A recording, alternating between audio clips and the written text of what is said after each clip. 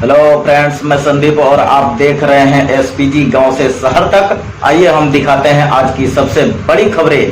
उत्तर प्रदेश से खबर सुना होगा कि संभल के अंदर मस्जिद सर्वे के दौरान काफी बड़ी हिंसा देखने को मिली, जिसके अंदर कुछ लोग मारे भी गए। लेकिन ये मामला अभी खत्म भी नहीं हुआ था। उसके पहले अजमेर से एक बहुत बड़ी खबर सामने आ रही है। देखिए, कल यहाँ पर एक पिटीशन फाइल किया गया लोकल कोर्ट में और कोर्ट ने उस पिटीशन को एक्सेप्ट भी कर लिया। और पिटीशनर के द्वारा यह क्लेम किया गया है कि जो अजमेर शरीफ दरगाह है, काफी फेमस है, आपने कई बार देखा होगा, जो फॉरेन डिग्नेटरीज हैं वो भी जब आते हैं भारत तो अजमेर शरीफ जाते हैं। तो वहां पर अजमेर शरीफ दरगाह के नीचे एक शिव मंदिर हुआ करता था, ऐसा क्लेम किया गया। ये खबर आप देख सकते हो। Rajasthan court agrees to hear plea claiming Ajmer Sharif Dargah as Shiv temple. Rajasthan के अंदर जो अजमेर शहर है वहां पर एक अदालत ने एक नोटिस जारी किया है। किसको? आर्कियोलॉजिकल सर्वे ऑफ इंडिया को और केंद्र सरकार को। और यह नोटिस तब जारी किया गया जब यहां पर एक पिटीशन फाइल किया गया था उस कोर्ट के अंदर, और यह क्लेम किया गया कि अजमेर शरीफ दरगाह, जो कि आपको पता है मोइनुद्दीन चिश्ती का, जो सूफी सेन मोइनुद्दीन चिश्ती हैं, उनका दरगाह है। यहां पर शिव टेम्पल मिला था पहले, मतलब ये पहले शिव टेम्पल हुआ करता था उस दरगाह के नीचे, ऐसा पिटीशन में क्लेम किया गया है। और ये जो पिटीशन है, मैं आपको बता दूं, ये सितंबर में ही फाइल कर दिया गया था, लेकिन अब जाकर कोर्ट ने इसकी सुनवाई की और यहां पर नोटिस जारी कर दिया। जो पिटीशनर्स एडवोकेट हैं, आप देख सकते हो, इनका नाम है योगेश सिरोज।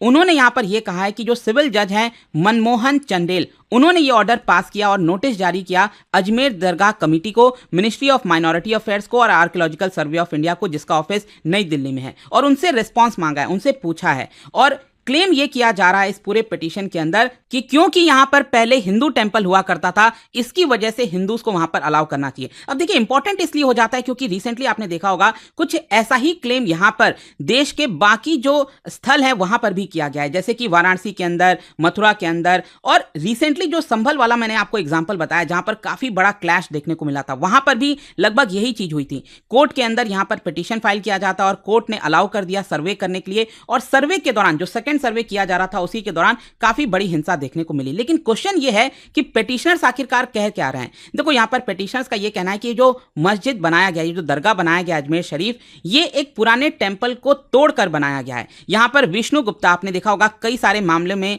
इन्होंने एक पिटीशन फाइल किया, जो कि चीफ हैं हिंदू सेना के। उन्होंने यहां पर यह कहा है कि जो अजमेर शरीफ का मामला है, इसमें हमारी डिमांड यह है कि अजमेर दरगाह को डिक्लेयर कर देना चाहिए एज अ संकट मोचन महादेव टेंपल, ये बना देना चाहिए। So if Dargah has any kind of registration, उसको कैंसिल भी करना चाहिए। और सबसे इंपॉर्टेंट है कि इसका सर्वे हो, जो कि एएसआई के द्वारा होना चाहिए, आर्कियोलॉजिकल सर्वे ऑफ इंडिया के द्वारा, और हिंदूज को राइट मिलना चाहिए कि वो वहां पर पूजा कर सकें। अब देखिए, कोर्ट ने यहां पर जो पूरी हियरिंग है वो नेक्स्ट 20th ऑफ दिसंबर को रखी है। तो अगली हियरिंग 20th ऑफ दिसंबर को रखी है, और यहां पर जितने भी नोटिस भेजे गए हैं, चाहे वो आर्कियोलॉजिकल सर्वे ऑफ इंडिया को हो, दरगाह कमेटी को हो, मिनिस्ट्री ऑफ माइनॉरिटी अफेयर्स को, उनका अब जवाब अब देखना होगा कि वो लोग क्या कहते हैं। लेकिन यहां पर क्वेश्चन ये भी आता है कि आखिरकार पिटीशनर्स ने ये क्यों क्लेम किया कि पहले वहां पर शिव मंदिर हुआ करता था, तो ऐसा वो क्यों कह रहे हैं? क्योंकि ऐसे कहने को तो कोई भी पिटीशन फाइल कर देगा, और क्या कोर्ट को ये एक्सेप्ट करना चाहिए, ये बड़ा क्वेश्चन उठता है। तो देखिए, यहां पर जो पिटीशनर है उन्होंने क्लेम किया है कि एक बहुत नामी पर्सन है जिनका नाम है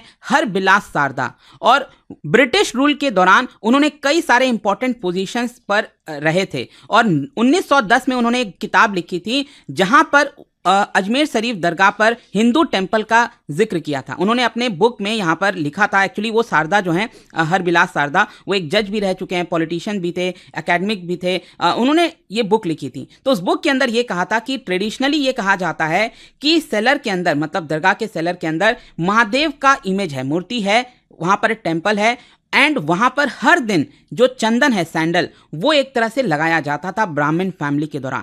ऐसा उन्होंने अपने बुक के अंदर क्लेम किया। और पिटीशनर्स का ये कहना है कि देखिए, ये जो हरबिलास सारदा जी हैं वो काफी नामी पर्सन हैं, अजमेर के अंदर उनके नाम से रोड्स हैं, तो हमें उनके बात को सीरियसली लेना चाहिए और कम से कम एक सर्वे कराना चाहिए ताकि सच्चाई सामने आ सके। और साथ ही साथ उन्होंने ये भी क्लेम किया कि अजमेर स्ट्रक्चर को कंस्ट्रक्ट किया गया था after demolishing Hindu and Jain temple, जो हिंदू और जैन टेंपल थे उसको डिस्ट्रॉय करके। और यहां पर उन्होंने ये भी कहा है कि लोकल्स का ये भी मानना है कि 50 साल पहले एक प्रीस्ट जो है वहां पर पूजा किया करते थे, वहां पर एक शिवलिंग हुआ करता था, लेकिन उसको बाद में शिफ्ट कर दिया गया बेसमेंट में। तो कम से कम यहां पर जब सर्वे होगा तब हमें इसके बारे में क्लियर पता चल पाएगा। अब देखिए, यहां पर एक और चीज बोला गया कि जो अजमेर, ये जो शहर है, इसका पहले नाम अजय मेरू हुआ करता था। उन्होंने ये कहा है कि चिश्ती साहब यहां पर उनका जन्म भी नहीं हुआ था, वो यहां से बिलोंग भी नहीं करते थे, तो उनके पहले कौन था? तो पिटिशनर का कहना है कि पृथ्वीराज चौहान थे उनके पहले, एंड इस शहर को इसीलिए अजय मेरू कहा जाता था। और अजय मेरू मैं आपको बता दूं रिसेंटली काफी न्यूज में भी था, क्योंकि राजस्थान सरकार ने रिसेंटली क्या किया है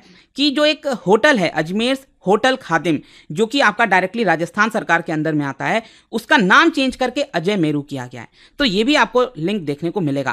खैर क्वेश्चन ये है कि अब मुस्लिम साइड का क्या कहना है, जो दरगाह कमेटी है वो यहाँ पर क्या कह रही है। देखिए जो सेक्रेटरी हैं उनके सैयद सरवर चिश्ती, उन्होंने यहाँ पर आर्गुमेंट दिया और कहा है कि हिंदू साइड जो भी कुछ कह रहा है कि पहले शिव मंदिर हुआ करता था, ये बिल्कुल भी बेसलेस है, ये गलत है। ये इस तरह के जो फ्रिवलेस असर्शंस होते हैं उसकी वजह से देश की जो कम्युनल हार्मनी है वो एक तरह से बिगड़ती है। और दरगाह तो एक तरह से मोस्ट रेवर्ड प्लेसेस है मुस्लिम्स के लिए आफ्टर मक्का एंड मदीना, जो अजमेर शरीफ दरगाह की हम बात कर रहे हैं। और इसी की वजह से इस तरह के जो एक्शंस हैं वो कहीं ना कहीं दुनिया भर में जो डिवोटीज हैं दरगाह के, उनकी आस्था को चोट पहुंचता है। एंड ये एक मजाक नहीं है, this is not a joke that हर दिन कोई ना कोई क्रिमिनल जो है आकर नया क्लेम कर देता है। 2007 में एक पर्सन है भावेश पटेल, उनको अरेस्ट किया गया था बॉम्ब ब्लास्ट केस में, दरगाह में जो बॉम्ब ब्लास्ट हुआ था।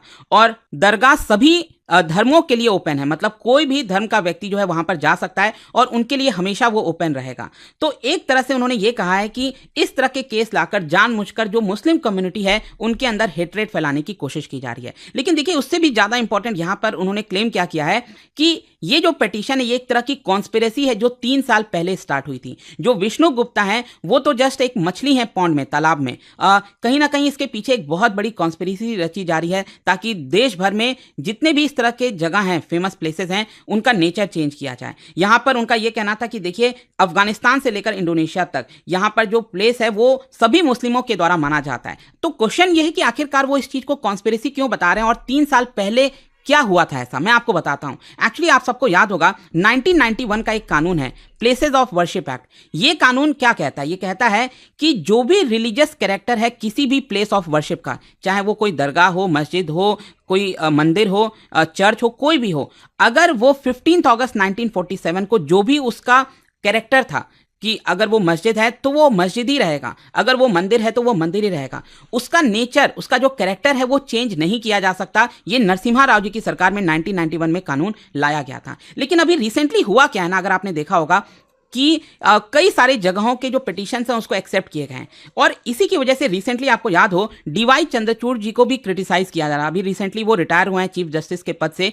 तो उन्होंने क्या किया था 3 साल पहले मई 2022 में, उन्होंने ये कह दिया था कि भले ही यहां पर किसी भी रिलीजियस प्लेस का नेचर नहीं चेंज किया जा सकता। ध्यान से सुनिएगा, डीवाई चंद्रचूड़ ने अपने जजमेंट में यह कहा था कि 1991 के कानून के अकॉर्डिंग भले ही यहां पर किसी भी रिलीजियस प्लेस का नेचर नहीं चेंज किया जा सकता, लेकिन उसकी इंक्वायरी की जा सकती है। आई होप आप समझ पा रहे होगे। जैसे कि मान लीजिए अगर कोई मंदिर है या फिर कोई मान लो मस्जिद है, ठीक है, तो मस्जिद का नेचर नहीं चेंज किया जा सकता कि उसको वापस से मंदिर बना दिया जाए फिर चर्च बना दिया जाए, लेकिन हम उसकी इंक्वायरी भले ही कर सकते हैं।